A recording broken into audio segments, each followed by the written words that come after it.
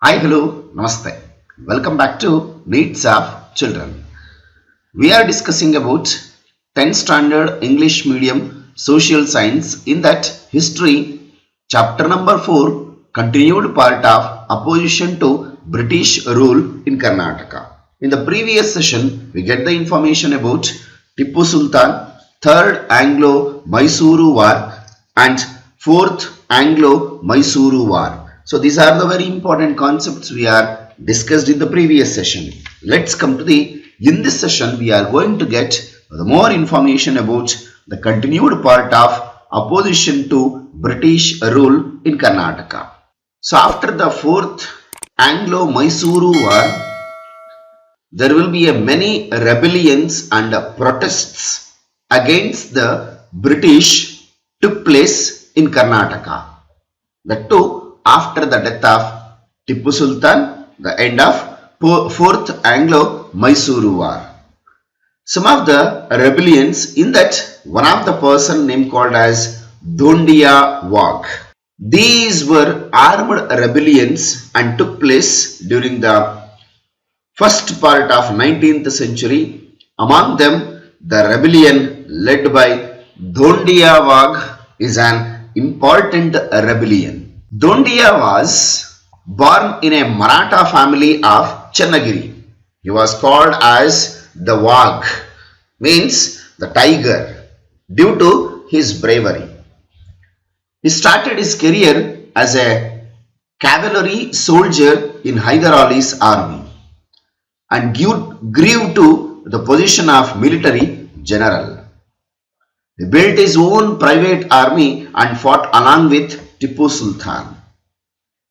Due to differences with Tipu, he was imprisoned.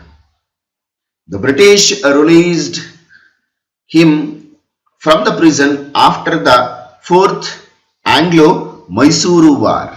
He built a small army and started his operations. He organized the army with the unhappy soldiers of Tipu's army and the feudatory rulers who had lost the power. He captured Bidanuru and Shivamogga forts and made unsuccessful attempts to capture Chitradurga fort. Lord Wellesley tried to check this rebellion.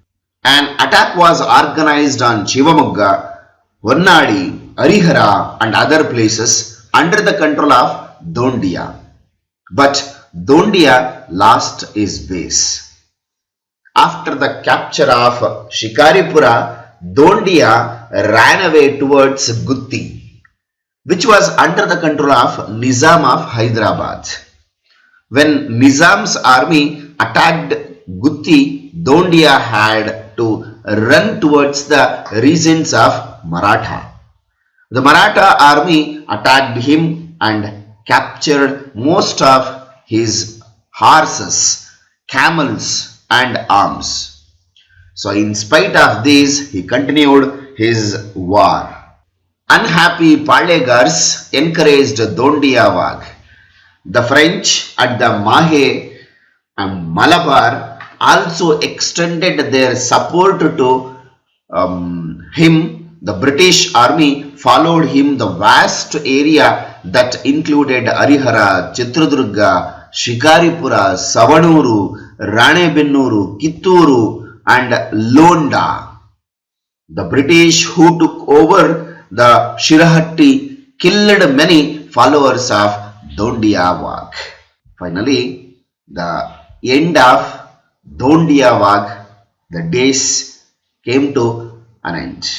Lord Wellesley decided to end the adventures of Dhondia Wagh. The British requested the help of local rulers. Dhondia had recaptured Shikaripura fort and he was scattered by the British army again. Finally, the British tried to defeat the army of Dhondia, which used to move in the area between Tungabhadra and Malaprabha. By this, they attacked him from all the directions. He was followed by them. He left Raichuru. When he was caught in between Maratha army and Nizam's army, the British attacked him near Yalaparvi and killed him at Konagal. With the death of their leader, the followers of Dondia scattered.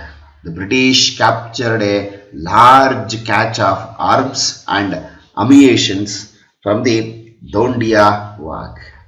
With that, the great hero, it is come to an end of the Dondia Wagh. Then after one more, the protest from the Karnataka side, that is a rebellion of Kitturu brave Queen Channamma from 1824. Channamma, the British brought in many changes in the administration after the defeating the Marathas, Tippu and Hyder Ali, denying the right of adopted children over the throne was one of the such rules. The rebellion led by Chennamma, the queen of Kitturu, opposing this law is a prominent one. So let's come to the how Kitturu Rani Chennamma fought against the Britishers. Kitturu lies between the Dharwad and Belagavi. After the death of her Malla Sarja, Channamma, the queen of Malla Sarja, took active interest in the administrative matters. After the death of Malla Sarja, his elder son Shivalinga Rudra Sarja took over reign of the queen, Kitturu. Due to his failing health, Channamma had to take care of the day-to-day administration. As Shivalinga Sarja supported the British during Maratha War, as a result, the British entered an agreement with Kitturu and collected payment from him. This agreement was entered during the time of Thomas Munro. After the death of Shivalinga Rudra Sarja, Channamma adopted a boy named Shivalingappa and started ruling Kitturu as a queen regent. Then Thackeray was the collector and political agent of the British in Dharwad. He reported the governor of Bombay and attempted to take over Kitturu kingdom under the doctrine of lapse policy. He attempted to take over the treasury and fort under his control. Channamma considered war as inevitable. She prepared for the war. Meanwhile, the British also prepared themselves for the war.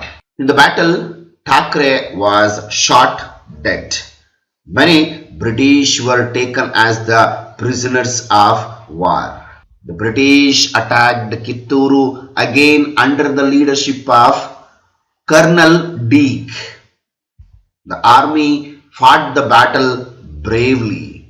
Channamma adopted to flee from the battlefield, but she was captured by the British army. Channamma and others were imprisoned at Bailahongal fort. Queen Channamma passed away in the prison. She has remained an ideal person till today. After the death of Channamma, the person name called as Sangolli Rayanna. The name of Sangolli Rayanna has remained famous along with the name of Rani Channamma. Rayanna was a brave soldier.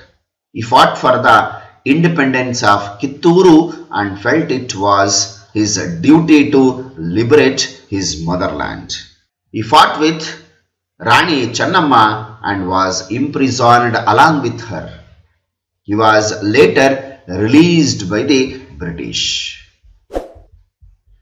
There are many oral histories about Rayanna. He developed a sense of nationalism and went on organizing an army.